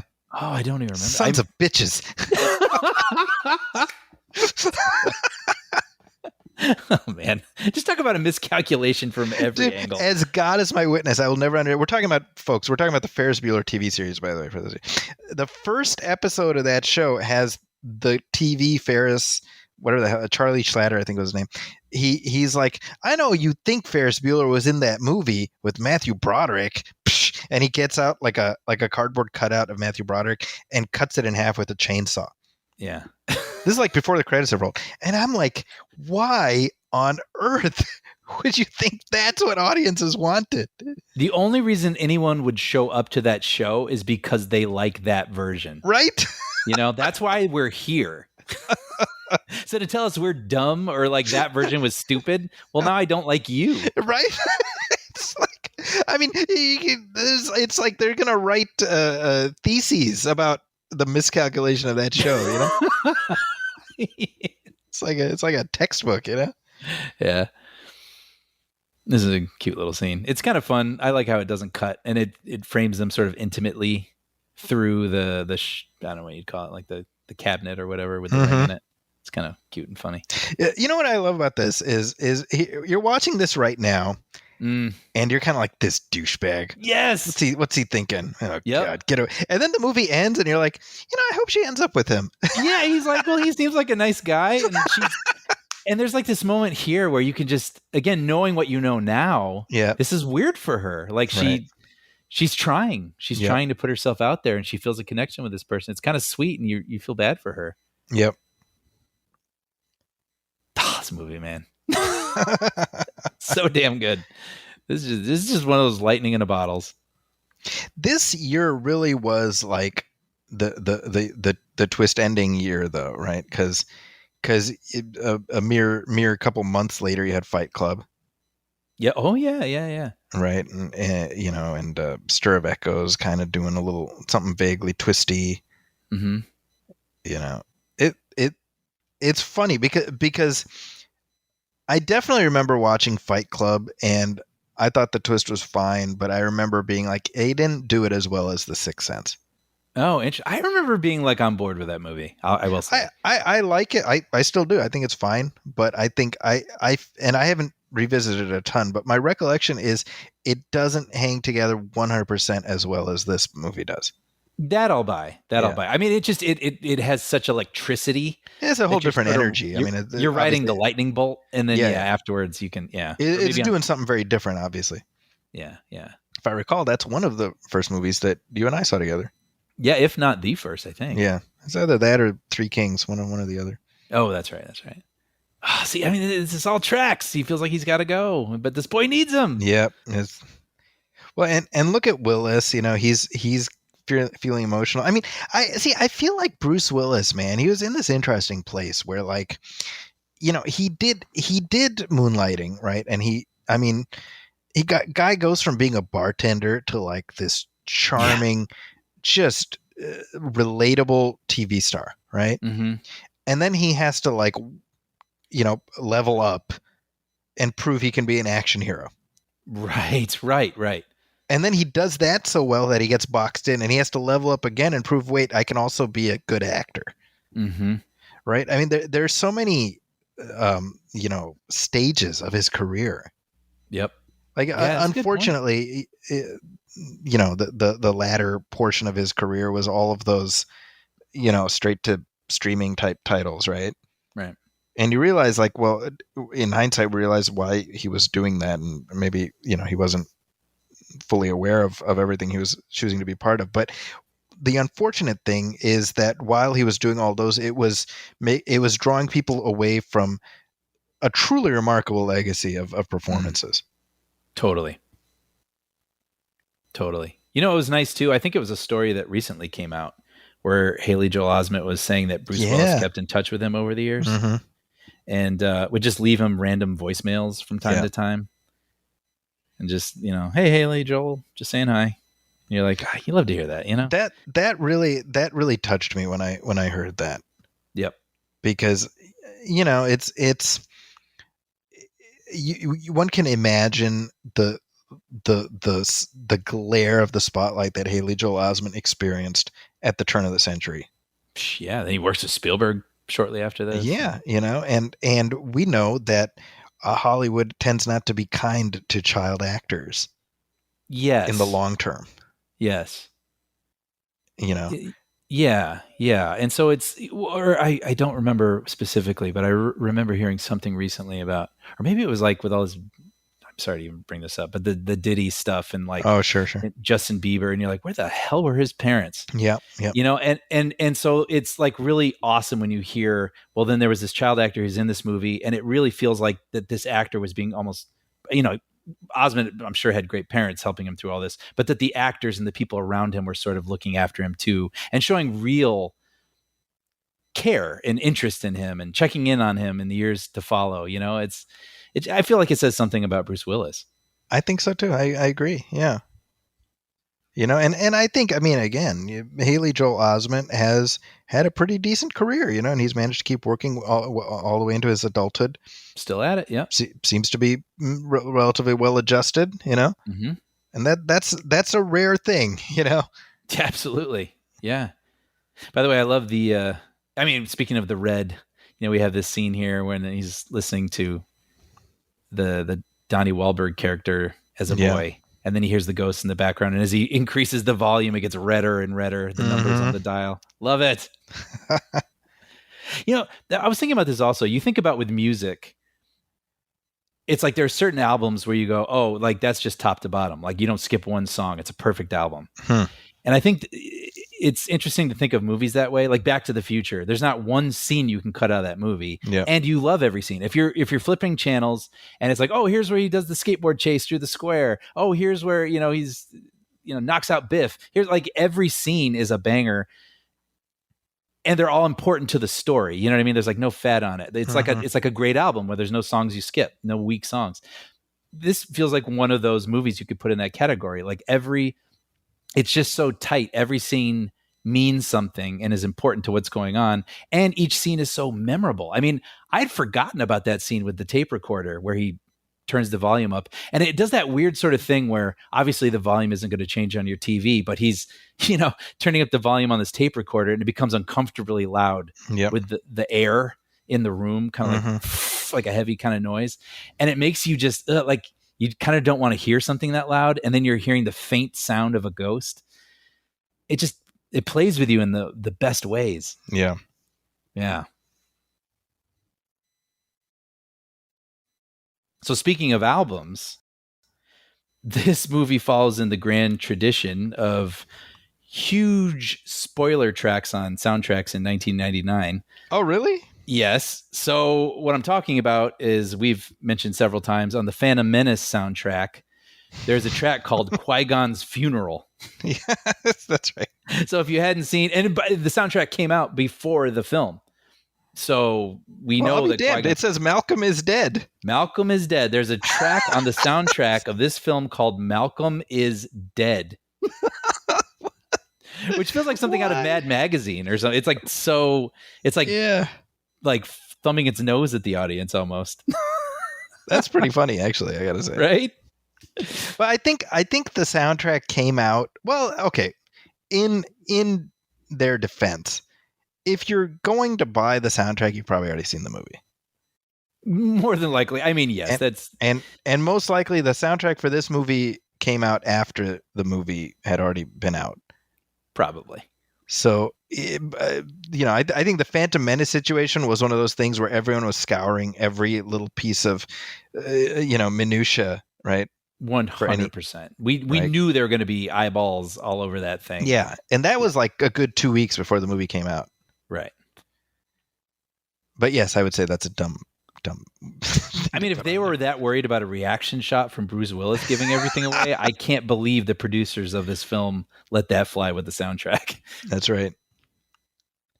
Although, and we've sort of talked around it a little bit, but man, James Newton Howard really, like, a very fruitful relationship began here with Shyamalan. Yes.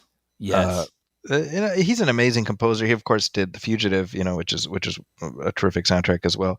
But like, what's so great about certainly these three, Sixth Sense, Unbreakable, and Signs, is that they feel very similar. They feel Shyamalan-y, but they have this very distinct thematic material that's specific to each film, which I love. I mean, all about the themes. Yeah, yep. The like superhero theme in Unbreakable. Mm-hmm. Oh man, that's my jam. Those three scores I listened to so much. Oh yeah, yeah. I'm sad they don't collaborate anymore. Is there a reason for that? I don't know. Yeah, I'm not sure. I mean, at one point, Shyamalan's had his peaks and valleys, and I think at one point when he was kind of on his comeback, he was having to make movies on the cheap, right? Right. The Visit was like a Blumhouse joint, and it's $5 million, and maybe it just couldn't afford him anymore. That makes sense for that film. But look at that shot. Well, we had another great scene with Bruce Willis and the potential boyfriend for his wife there, and it's like, again, it plays so well where it's like him, watching him get in the car, sort of in disbelief, and then yelling when it's too late for the person to hear him. Right. Yeah, what's so cool is when you think about it, we never see Malcolm enter or exit anywhere. Mm-hmm. He's just there. Yep. And we connect the dots. Yep. There we go. There's another. There we go. Misha Barton, by the way, from the OC. Yeah. She's getting this. I mean, that shot of her just puking her guts up. Yeah, that was definitely nightmare fuel for me. Yeah. It was funny, actually. Federica wasn't happy that I didn't warn her about that. Oh, really? Yeah, and I was just like, yes, that's my bad. But at the same time, I feel like it's important. It's like, I don't know. I mean, yes, this is, I guess, technically a horror film, but I look at it more as like a drama. And it's kind of important to see how Cole sees her, but it's like, no, you got to go talk to her. Right. And she's not scary. She's hurting. That's right. Yeah, very true. I just loved it. That's what I was reminded of. The genius of this movie is there's not some huge set piece at the end. It's about, what if I talk to these ghosts and I can help? And then he basically just solves a domestic problem, but it feels kind of big. It feels very like a huge reveal and a big turning point for him. That's right. The staging of this is just so good. I mean, that shot when that sort of little low angle thing when he's scared in the tent with the breath, and then the camera tilts up and you see the clothespins coming off. Click, click, click. Well, you can imagine yourself in that situation, right? Yeah, or it's like you don't want to imagine yourself, but it feels very real, like that could happen in your room. That's right. Yeah. But here it is. He's crossing the threshold here. Like, can I help you? Yeah, it's it's kind of like an origin story, if you will. Yeah. Oh, wow. Now thinking of Unbreakable, you're right. Kind of someone discovering an ability they have. I didn't think about that. Like that. Turn away from the graveyard. I remember Shyamalan giving an interview. It must have been shortly after this movie came out, talking about how he wanted to have like children's books that are like Cole, further adventures of Cole. I can kind of picture that. I mean, depending on what kind of help, what kind of people he's helping, but right, like, but yeah, that it would be kind of young adult focused books, Oh, that makes more sense. Young adult, yeah. I was picturing like little kids' books, like picture books. Yeah. And then she vomited in the tent. Yeah. Yeah. It's called Munchausen syndrome by proxy.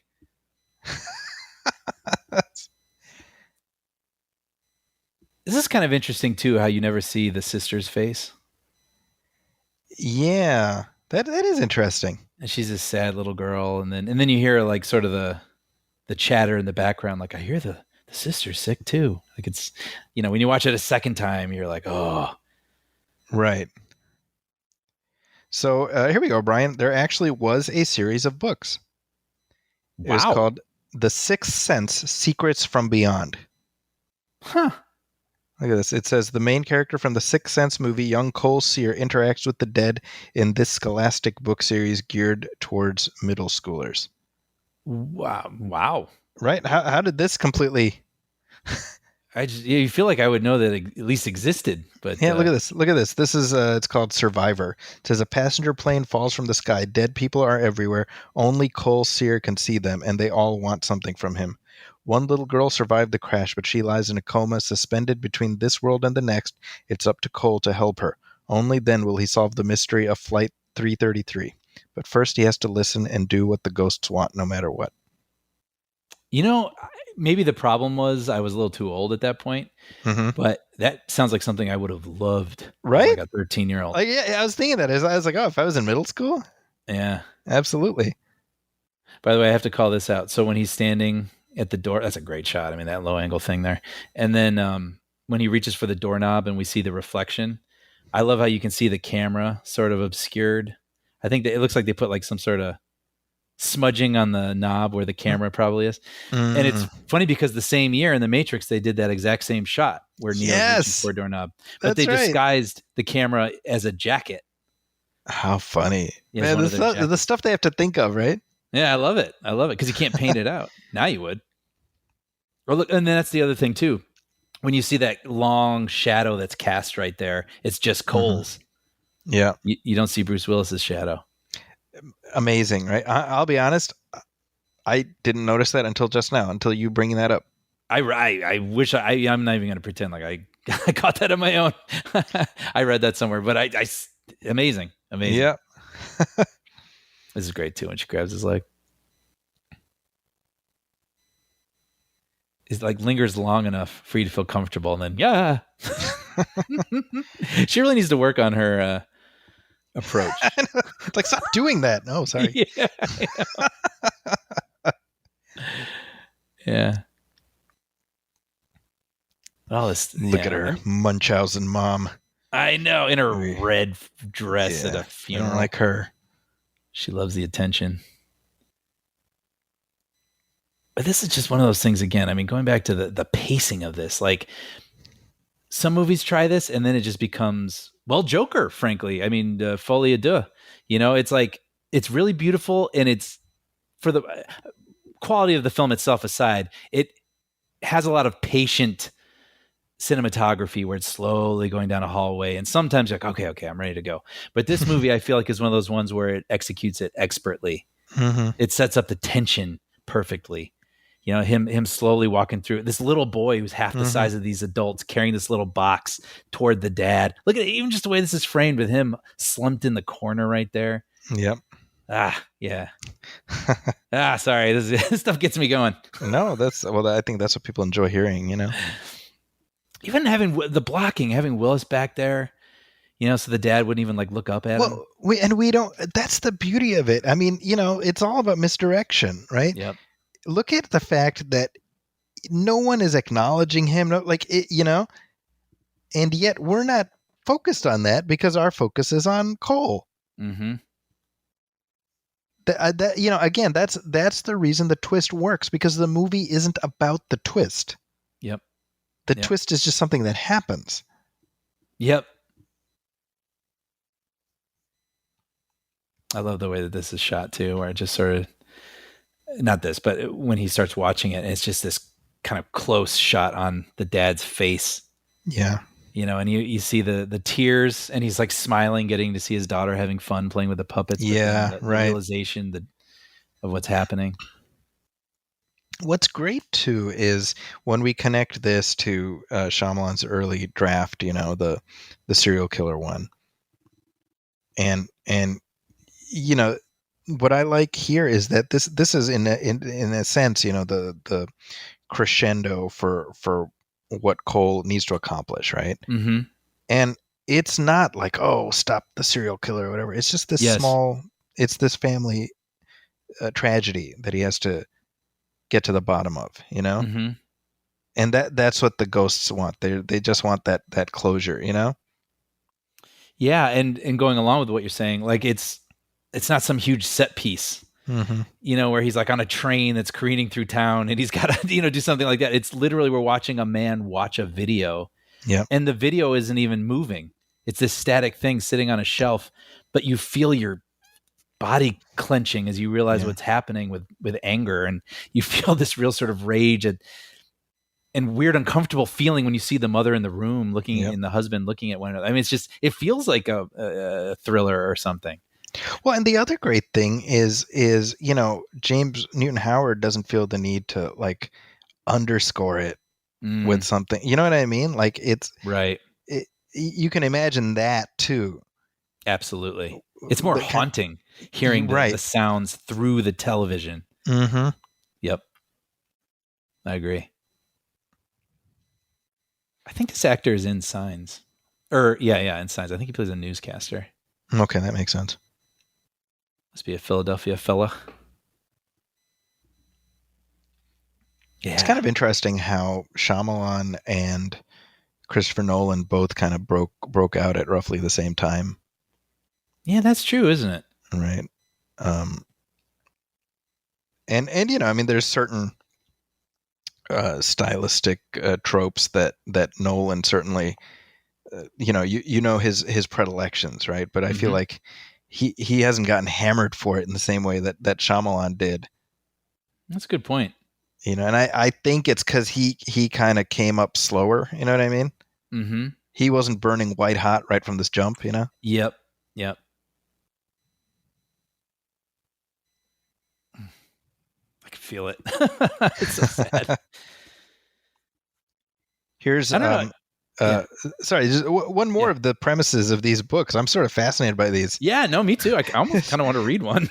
Look at this. In the building where young Cole Sear goes to school, hundreds of years ago, it housed a courtroom, a prison, and a gallows. Occasionally, innocent victims were hanged. Some haunt the school still, seeking out the person who may be able to clear their names. But unraveling history's darkest mystery may lead Cole into the kind of danger no one can protect him from.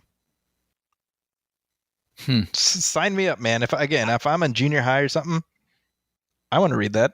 Dude, 100%. And also, I don't know, like TV series? Right? I don't know. Why not everything else? I mean, and certainly, I love this is a great misdirect with who are you talking to? Oh, I was just running my lines. So good. And then like it's satisfying to see him have some sort of peace interacting. He's at peace with it. Exactly. Yeah. The woman, the burn victim. Mm-hmm. That's what we're saying for people not watching along. Who was probably a teacher at the school fire that the teacher tells him about here. See, I think it'd be funny here if Cole has just like bullied this teacher. So he's like, "Hey, stuttering Stanley, get over here." He's like, "Yes, Cole." Yes. Yeah. The teacher cowers to him. And Malcolm's like, "Oh no. Oh my God." I love this where he's like, but he's just or whatever he says, he's just a stable boy. Like he was really hoping to be King Arthur, Right. Tommy Tomasino. Yeah. What does he It's say? a Like, village "Quiet, idiot." Village idiot. Yeah. It's so funny. But I love this moment. It's so great, right? Like I mean, the role of Red throughout the film, right, is it's where as you said, the spiritual and the real are touching, and him hefting the sword is him claiming. Mm-hmm. It's something to fear. It's something to embrace. Yep. Yep. It's so emotional too, just how paternal Malcolm is. But just again, when you know the twist, and it's like that's not how Cole is looking at him. He's looking at him in a different way, but Malcolm doesn't realize it. What's so crazy is, again, partly you're like, why would his child psychologist be watching this play? That's right. Like, but the other thing, not once in the movie do you ever see him and Lynn speak to each other. And you never question that. You never question that. No. That's a Isn't good that amazing? Yeah. Yeah. Never, Lynn doesn't talk about Malcolm to Cole. Nothing. We never think about that. No. And when you raise the question, I'm like, well, yeah. I mean, it's we should see them. Like, we're leaving now, so she knows where he is. But they do kind of give a good excuse where she has all these jobs, and it actually made me sad that she missed this play. When she talks about it later, because she had to work. I love this. Cole realizing, oh wait, this is what I can do, and I can help, and he's helping this ghost resolve his problem, but we don't think about that. Mm-hmm. See, and he's even setting it up here like, I've got advice for you, and I'm not going to see you anymore, am I? Mm-hmm. Crazy. Yeah. It makes you mad. You wish you could write something this tight, Right?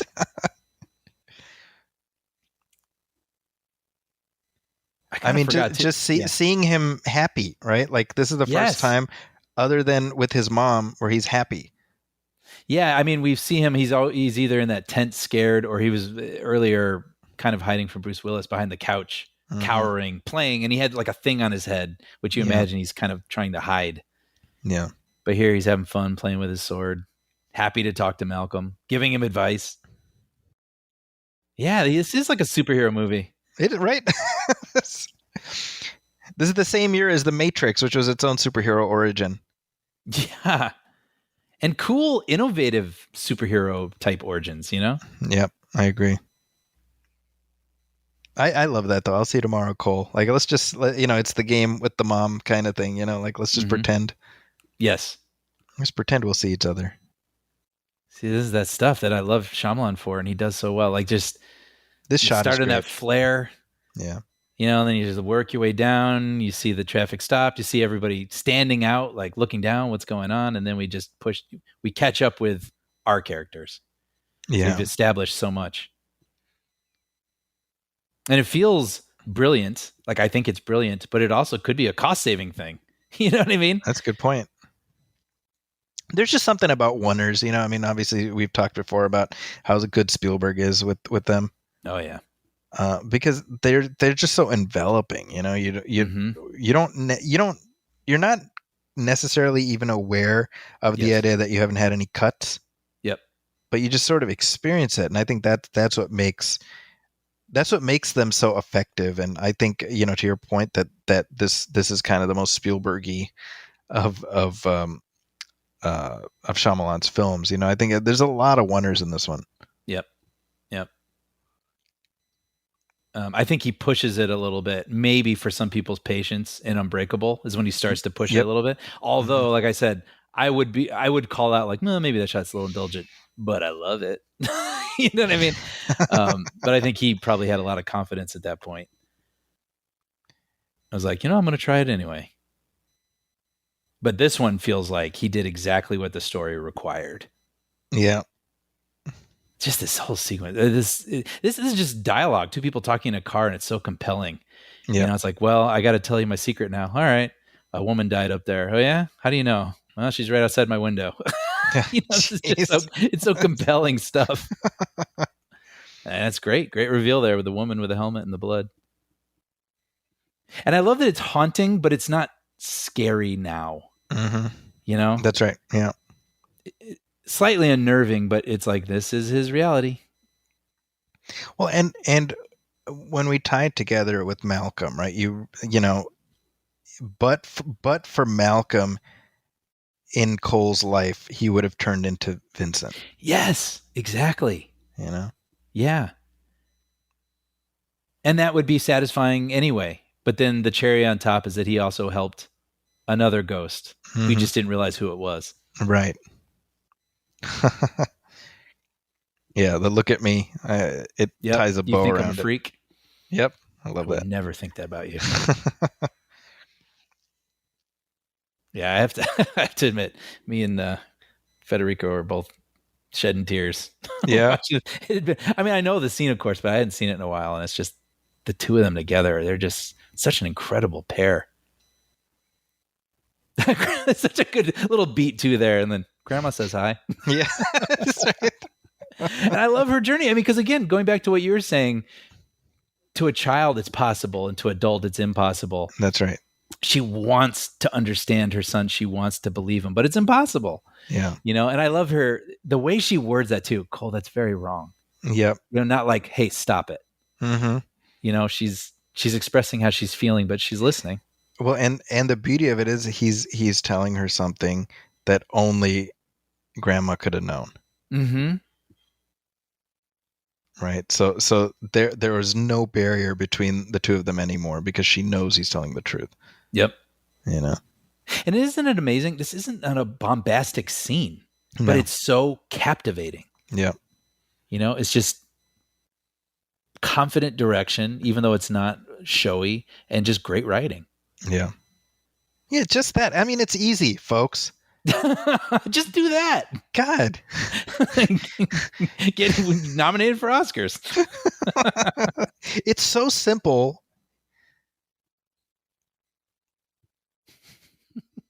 You know what's funny, by the way? I forgot about this, but I had it written down. We keep bringing up Spielberg, but apparently in 2000, Shyamalan was on Howard Stern and said that he had met with Steven Spielberg to talk about writing a script for the fourth Indiana Jones movie. Oh, that's right. Yeah. Do you remember that? I'd forgotten about that. I now that you bring it up, I remember it. Yeah. Yeah, but apparently, in his own words, it just wasn't the right thing for him to do. That's interesting. If he had ever written something or an outline, I certainly would be curious to see it.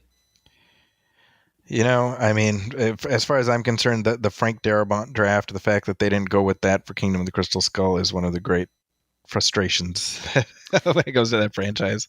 Yeah, you know, I'd like to read that again. I did at the time. Yeah. I remember feeling that was some sort of miracle because we knew it existed. Mm-hmm. And then they went with the other version. And I thought, man, I'd give anything to read that draft. And literally like a week or two after the movie came out, it was available. And you're like, oh, well, I'll be. Yep. I remember that. Yeah. Yeah. So what's great about here, okay, so we're about to come to the reveal, but, you know, we in the audience are like, okay, the central drama has been resolved with regards to Cole. Mm-hmm. So we're sort of expecting, okay, now he's going to resolve things with Anna and credits. Yep. Right? So importantly, we're not expecting a major plot point at this stage of the film. Yep.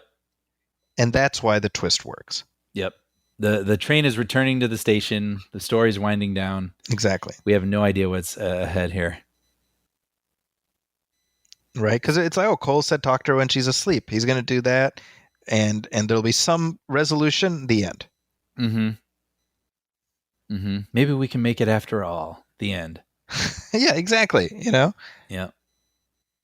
Yeah. But again, it's really brilliant. The few lines that they give her. Yep. Where it feels like she could be talking to him. That's right. Yep. But she's just in this state of mourning. I love this. The ring. Mm-hmm. I love how it falls and then we do the cut. So it's not a cut on motion. Mm-hmm, mm-hmm. Right? So yes. It's drawing attention to the edit. Yep. Incredible. That's so good. I'm like feeling the energy of it. You know, like you said, it does feel kind of slow and like we're winding down and whatever. But now you're feeling this awkward tension and everything. Yeah, it's a rug pull. It's a rug pull. Yep. Well, and I love the confidence of inserting those little the montage. You know. Yes. Some movies do that, and you're like, yeah, I got it. I don't need. Yeah, it. this is like, you think I screwed up? No, I didn't. I got this. Yep. And it's like, and you love it. You love seeing it. You don't have to watch the movie again. You're seeing it and going, holy crap. Yep. How did I miss that? So good and so sad. Yeah. I love this thing where the again, we only see what they only see what they want to see. Oh, there was a thing there the whole time. Yep. Blocking the door. It's so just it's misdirection. Well, the camera never showed us that. Mm-hmm. Yep. I had forgotten about this bit where he has the bloody shirt. Yeah. See, and that I love that, where this is the first time Malcolm is experiencing that angst. Mm-hmm. And so that's when Anna, we start seeing her breath. Yes. Oh, it all works. And the score, I can hear it in my head. Yep, me too. Yeah. Yeah. And then recontextualizing that scene at the beginning where he's like, it doesn't even hurt. Yep.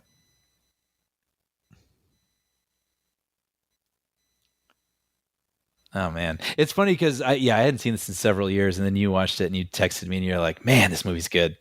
And then I think after I watched it, I texted you back. It's like, "Damn." It's like you know all of it, but it's a Swiss watch, man. It's a Swiss watch. Yep. You don't see a lot of Olivia Williams, or at least I don't, in the things that I watch. But you're right. Like she doesn't have a lot to say, but she makes a huge impact in this film. I definitely think that. Yeah. Yeah. The love for him at the beginning, and then those sorts of the mourning, but playing it in a certain sort of way where it could feel like despondency. Mm-hmm. And then sort of like that wanting to have that moment with that coworker. And I mean, it's pretty brilliant what she does. And I don't know if that it's tricky because the nature of the story is such that she has to seem standoffish, right? Yes. But we can't be like, what's wrong with you? You know, like, mm-hmm. And it's like, how do you thread that, you know? Yep. And I love that in that moment when she is on the couch with that guy that she doesn't kiss him. Yeah. Like, I was thinking that. Yeah. They're thinking about it, but then they just kind of draw close to one another, but then it's interrupted, of course, by Malcolm. It's perfect. You know what's funny? This was also one of the earliest DVDs I remember where there was sort of a treasure trove of behind the scenes features. Yeah, I remember. Right? And it got into the whole explaining the color red and all the rules and the whatnot. And I remember thinking like, oh, this is really exciting. Like if you like movies, now there's this opportunity, you know, just a year or two before it would have been VHS, but now you're getting to hear the filmmaker talk through their movies. And this is one of those DVDs I associate with that, the early stages of that. Yeah. There were some decent special features on The Sixth Sense and also Unbreakable. Yeah. I remember they put his home movies on there too. Do you remember that? Yes. Oh, I do remember that. Yeah. Yeah. But yeah, specifically, I mean, all the color red, I know all that stuff because of the features that I watched on that DVD. Right. I think that this ending, you know, it's funny because it could have been like really over the top mushy. Mm-hmm. And they really had to balance it, I think, in a way where it feels appropriate to the film that we've just watched. Yeah, sure. And that's tricky too, you know what I mean? But like, I think it's so important to have that resolution where he's like, you were never in second place or whatever he says there, you know? Mm-hmm. Really tying. And I love, he's like, you know, go sleep now and, you know, you'll feel different when you wake up, that type of thing, you know, like that. The relationship resolution is so important, but again, that's not what the movie is about. The movie is about Cole and his journey, and Malcolm. You know, it's a little like Marty McFly. You know, like sure, yeah, right. Like that's important, but the true change in Back to the Future happens to George. Right. Yeah, that's good. That's good. You know.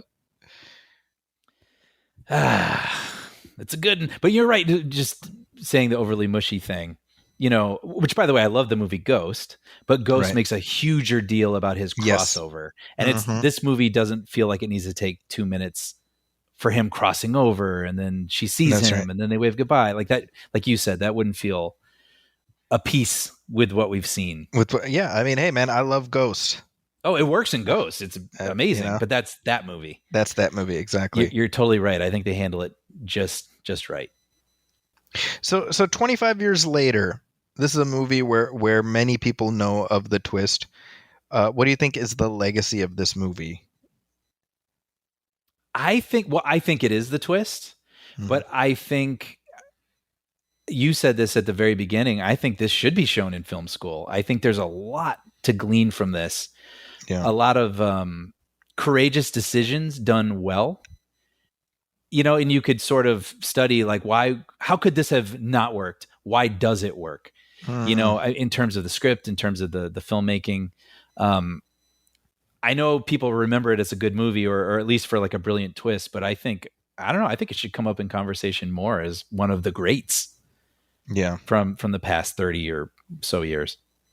I definitely agree. And yeah, like you said, I mean, we've spent a lot of time this year reminiscing about 1999 and sort of the